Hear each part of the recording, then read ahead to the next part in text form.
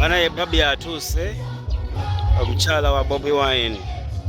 Babie atuuse wano ku infant Tegalia infant school Kasengeje essomero ya Diana school girl. Mumanyi bulungi Diana. Diana yakolanga program ku BBS y'amasomero y'abaana mukimanyi bulungi nnyo. Yakoze essomero oba yakola essomero. Leero baweza omwaka mulamba wano ku Tegalia infant school Kasengeje. Abaana ina bangi nnyo. Babie Kyagulanye ye mugenyi omukulu era awuya atuuse essaawa eno. Babie Itungo Kyagulanye oyo yayambuka ye Diana gwegamba yakola essomero ebbanga lyamala nga akola ebintu by'amasomero ku TV ku BBS bwatyo nafuna idea ekola essomero ate nga lya kalina. So be bamu ku baana bano abato abagenda okwaniriza omugenyi Babie Kyagulanye. Abayimbi abaana alina bangi ku ssomero, ayina bangi nnyo kusomera abaana. So nga boolaba Babie atuuse, Babie Itungo atuuse, mukyala wa Bobie wine Robert Kyagulanye Sentamu. So byetwogerako bye bino. Babie asodde ebbanga ate atuuka.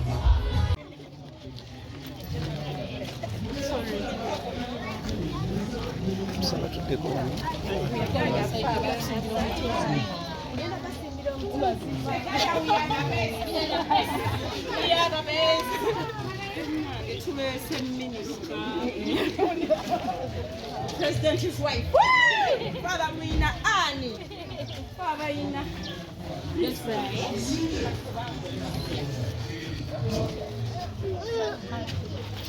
you're still crying.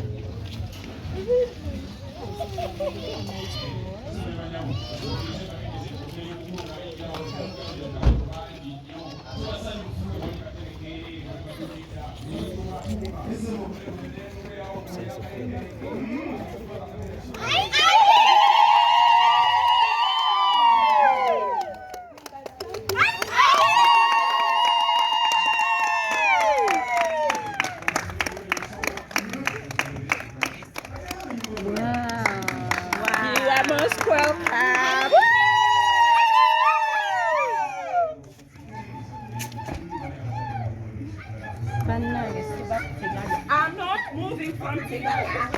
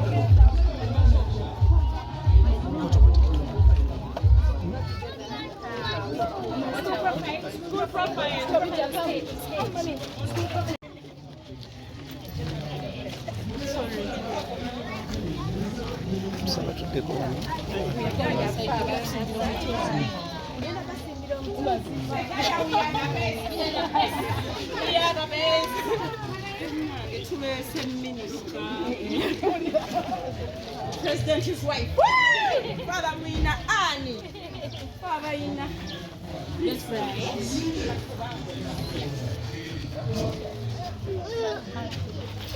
you're still crying.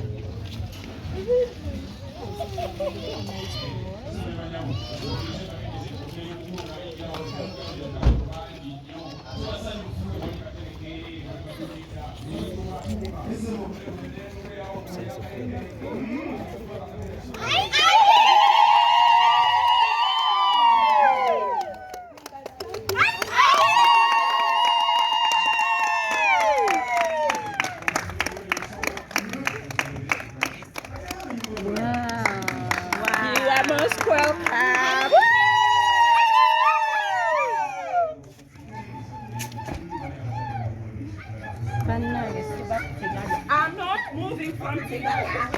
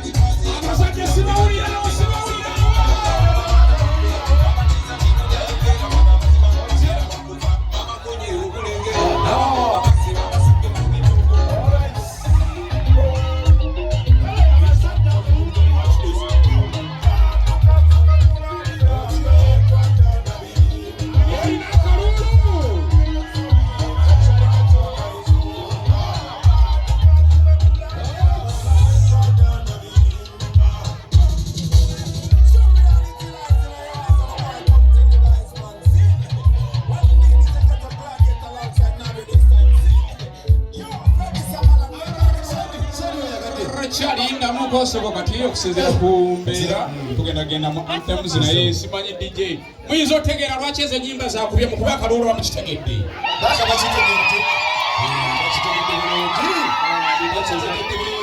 omuzadde wali ajja kunyanguliza ebintu bakalayini ebintu abitegererawo ali ku layini kati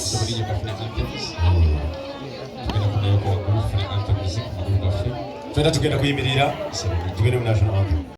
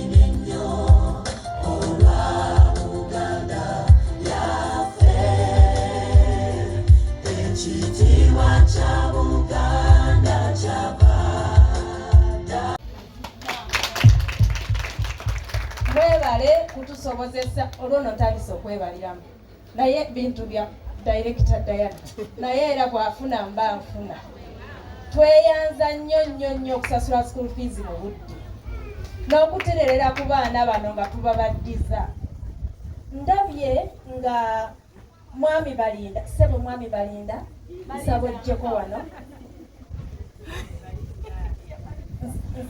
ndabye mwami Balinda ono nga atunnyonnyola letters eziri mu linnya tegalya nga batubuulira letter T stands for something, letter E stands for something.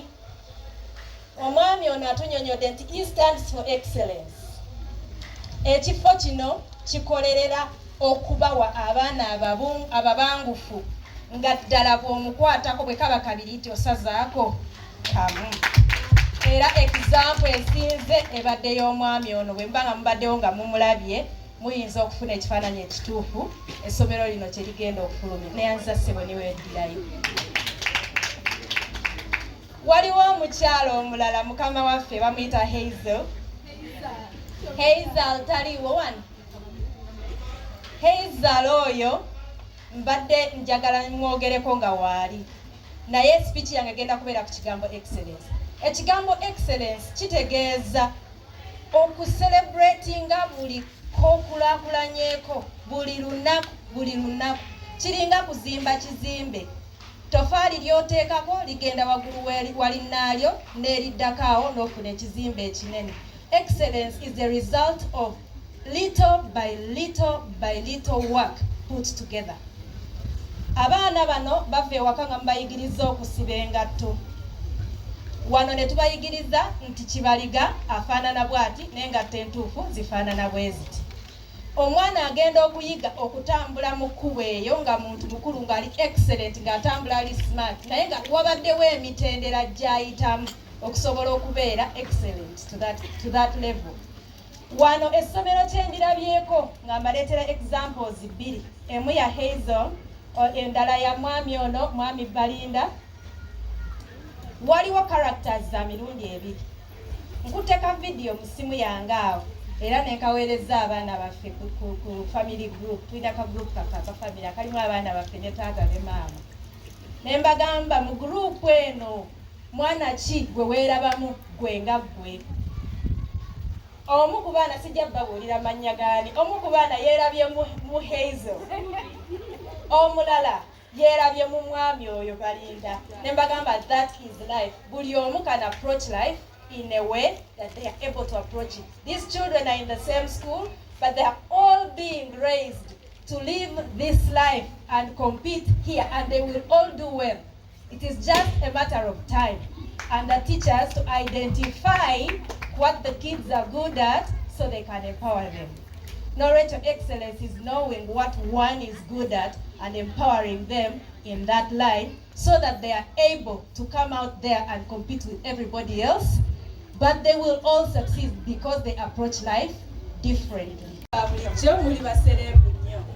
Era wano wendi nimiridde mu kifo ekirimu abantu be mbadde nange ndaba ku social media. Yesawazibu opadde chance erabako abaakabi wane. Ndi musanyufu nnyo okubeera nammwe olwaleero. All dignitaries, guests of Diana, guests of Tegalia Infant School, bazadde baffe, baddiya bakama baffe. Ndi musanyufu nnyo okujja n'embeera wano nammwe. Nja kwogerera wano wabbali kubanga bano mubalaba. Bano bye ngenda okwogera olwaleero tebajja kubyerabira. Era ngenda kuba nga njogera eno nga njogera n'eyo gye muli. Amannya agange yenze Itungo Barbara Kyagulanyi. Abasinga bampita First Lady. Wano ndiwo nga mukwano gwa Diana. Ekyenjawulo ekindiko abantu abasinga tebamanya mikwano gyange kubanga toli basanga mu mawulire nange. Era ne wogenda ku social media yange oyinza okugikebera emyaka 10 emabega nga tolabayo mukwano gwange n'omu. Naye nga nnina emikwano ejja ddala nga Diana y'omu ku bo. Diana mmanyidde emyaka 8 nga omutetenkanya. Diana walinnya talemererwawo. Diana kyayagala akifuna. Diana alumirirwa. Diana aweekitiibwa. Diana assaayo omwoyo ku buli kimu ky'aba ataddeko engalo. Era seewuunya nnyo okulaba kwalite y'abaana Diana b'ofulumizza olwaleero ne tulabako. Era buli kye mbadde ndaba wano yoyo Diana, she couldn't have done less than that. Taata abawenye chali wange yampadde ekimuli naye ate yebasi. They are bringing her. I wanted you to see her. Then you will remember what she was doing in Namatovu's song, which they were doing here for the Chiganda dance. That will give you a very good example of what I'm trying to explain. Sigenda kubonoonera budde. Ekyandeese kubeebaza abazadde okutuwa ku kasente. Ekirala ekyandeese kwe kubasaba bannange. Bannamwe mbagambe nti omwana agenda okusomera mu ssomero lino temugenda kwejjusa sente ze munaamusasuliddewo. Mubaleete ne bannamwe mbagambe baleete abaana. Bw'anaabaawo ekikyamye nga nkirabye Diana nja mwefundiza nze kennyini munyige watuufu ebintu bitereere. Diana ndabye nga muzimba. naye tewangambye era ba MC beba yaserekedde aba bantu bakadde kisobola kuba bubi bwetu kyate Diana akyazimba ne banneiba ajja bagula ojja kujja waka. My beloved directors of different schools, head teachers, fellow educators, all supporters of the dream that has brought us here today. Thank you for coming. I greet you with a deeply grateful heart. I'm really humbled to welcome you here all. Today is not just a day on the calendar. No. Today is an echo of many years of unseen labor, self-discovery, silent prayers, and the remarkable inspiration you've all sown into my journey. That's why I'm here to thank all of you that has come here to support a dream that came true. For over a decade, you knew me as schoolgirl Diana Akawala Kusomelo, the lady who moved school to school, microphone in hand, camera crew, moreover the town, passionately telling the stories of Uganda's brightest young talents and proudly showcasing the excellence of schools all over the world. But even as I stood behind the cameras, something else was quietly growing inside me. A vision. Yes, a vision not to promote education, but to one day build a home for it. And this is the home of that dream.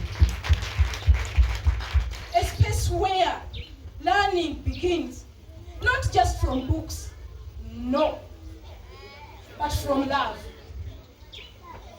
A space where every child, no matter their background, is seen, celebrated, and set on a path of purpose.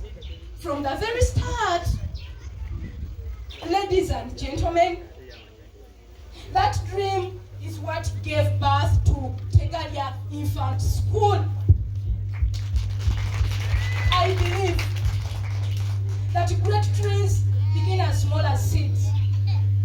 However, they must be planted in the right soil, watered with faith, and nurtured with love.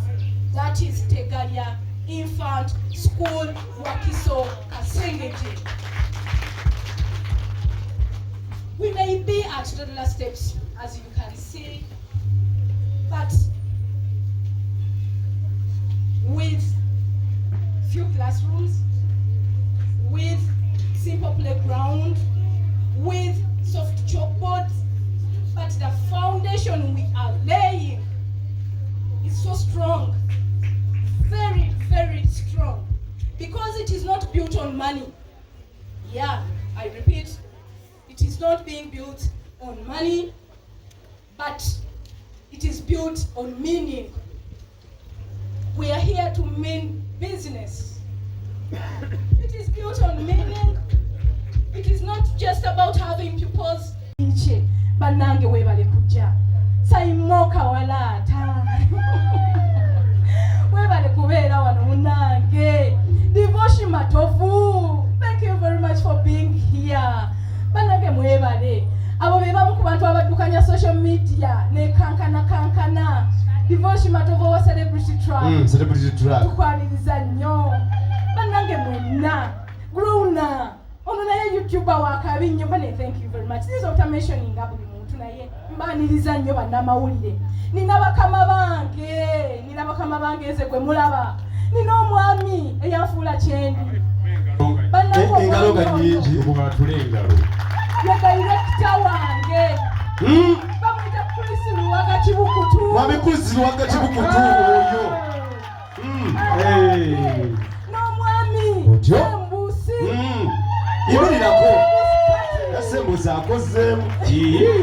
basebo neyanzeeye omugolo mukukyamudde mukama abawe nnyo abatwazi batukoledde na ssente banyabo ne basebo bannange tubaaniriza nze ani abasitula kadaaya kawala kali akeekaliisizo bannange ne baleeta wano mwebale nnyo mwebale ddala nyongera okwaniriza ku bakulu b'amasomero bonna abaleseyo amasomero gaabwe ne mujja ku ssomero lyaffe bannange mwebale nnyo mwebalire ddala ngenda kwaniriza omwami Jingo Alex okuva ku Creamside Junior School e Namusera sebo tuwulireko omwami oyo yalina hiti mu masomero yabuuzizza abaana babuuzizza nti wasomera wa eyo gye mutaasiba ku nviiri yo yalina hiti akudaalira abazadde owa Creamside Junior School e Namusera ate nga muzira mbazira yava ku CBS ngenda kwanirizaako Abazubairi family. Thank you very much for being here. Mkulu Bosa Bosa Serunkuma omugenyi wange ngenda kwanirizaako Batumbetu family. The mighty family. Sebo, thank you for coming. Family. Oh my God, kulikayo mulungi. Oyo no muzadde waffe. Ndabye omwana omuddugavu ne manyera wowe. Ngenda kwanirizaako director okuva ku St. Michael and Thomas omwami Mr. Mungwe David. Ngenda kwanirizaako head teacher owa St. Michael and Thomas omwami Musana Ismail. Sebo tuwulireko. Ngenda kwanirizaako omwami Mr. Selubiri Thomas. Bonna bavudde ku St. Michael and Thomas Junior School wali e Nansana Kabulengwa. Ngenda kwebaza aba Ubuntu Hill School e Namulonge. Bannange munjagadde okuva ku ntandikwa. Thank you very much for coming.